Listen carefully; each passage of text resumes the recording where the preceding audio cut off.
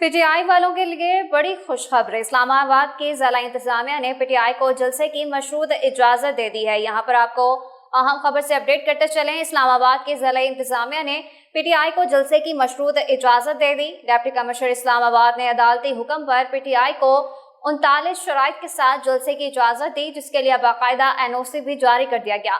NOC کی شرائط کے مطابق جلسہ مقررہ وقت پر ختم کرنا ہوگا اور جلسے میں ریاست کے خلاف نعرے یا تقریر کی اجازت نہیں ہوگی۔ اس کے علاوہ کسی قسم کی ہلڑ بازی اور سرکاری املاک کو نقصان پہنچانے کی اجازت نہیں ہوگی، جبکہ سیکیورٹی کی ذمہ داری تحریک انصاف پر عائد ہوگی۔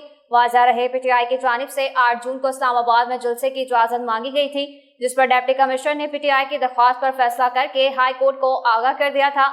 یہاں پر آپ کو اہم خبر سے اپڈیٹ کر رہے تھے کہ اسلام آباد کی ضلع انتظامیہ نے PTI کو جلسے کی مشروط اجازت دے دی ہے۔ ڈپٹی کمشنر اسلام آباد نے عدالتی حکم پر PTI کو 39 شرائط کے ساتھ جلسے کی اجازت دی ہے، جس کے لیے باقاعدہ NOC بھی جاری کر دیا گیا ہے۔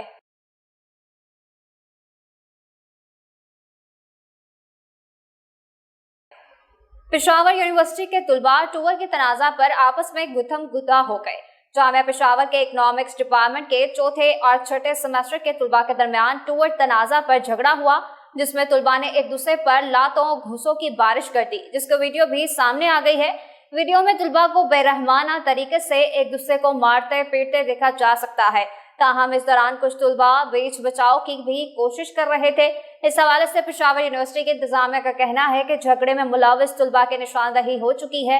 ان تمام طلباء کے خلاف کارروائی کی جائے گی۔ یونیورسٹی انتظامیہ کی جانب سے تنبیہ کی گئی ہے کہ کسی کو یونیورسٹی کا ماحول خراب کرنے کی اجازت نہیں دیں گے۔ یہاں پر آپ کو اہم خبر سے اپڈیٹ کر رہے تھے کہ پشاور یونیورسٹی کے طلباء ٹور کے تنازع پر آپس میں گتھم گتھا ہو گئے۔ جامعہ پشاور اکنامکس ڈپارٹمنٹ کے چوتھے اور چھٹے سیمسٹر کے طلباء کے درمیان ٹور تنازع پر جھگڑا ہوا، جس میں طلباء نے ایک دوسرے پر لاتوں اور گھوسوں کی بارش کر دی، جس کی ویڈیو بھی سامنے آ گئی ہے۔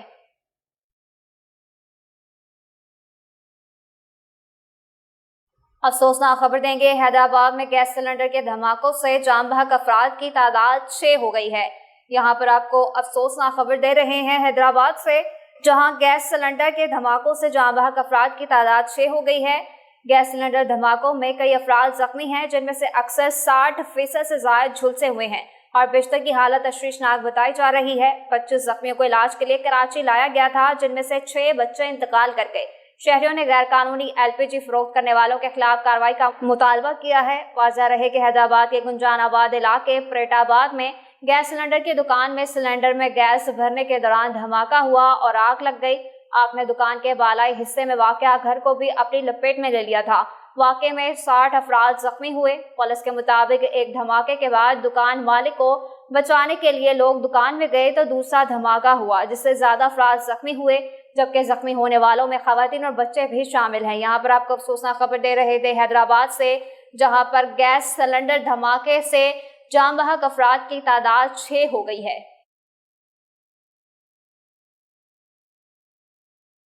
سکھر خیرپور میرس میں ریشم کے دھاگے سے بنے بنارسی کپڑے۔ کہتے ہیں کہ اچھا لباس انسان کی شخصیت کو نکھارتا ہے۔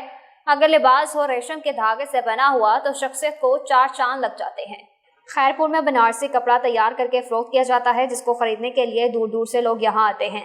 خوبصورت لباس شخصیت کی ترجمانی کرتا ہے۔ لباس ریشم کے دھاگے سے بنا ہو تو اس کپڑے کو زیب تن کرنے والی کی شخصیت کو 4 چاند لگ جاتے ہیں۔ خیرپور کراچی کے بعد پاکستان کا واحد ایسا علاقہ ہے جہاں ریشم کے دھاگے سے روایتی انداز میں کھڈیوں پر بنارسی کپڑا تیار کیا جاتا ہے۔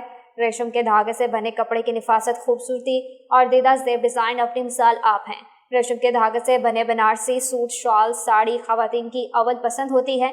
اس کی وجہ بنارسی کپڑے پر پرنٹ نہیں ہوتا، کپڑے پر ڈیزائن ریشم کے دھاگوں سے ہی بنائے جاتے ہیں۔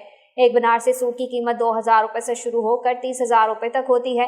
خیرپور کے علاقے بنارس کالونی میں کپڑے کی مارکیٹ قائم ہے، جو اب زوال کا شکار ہے۔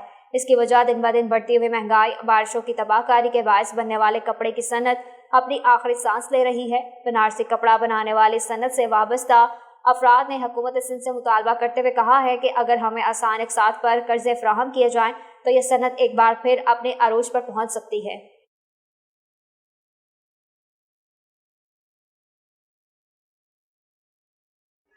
کاموکی سے محمد ندیم گجر کی رپورٹ کے مطابق ایک روز قبل لاپتہ ہونے والی 1.5 سالہ بچی کی نعش ٹیوب ویل سے مل گئی۔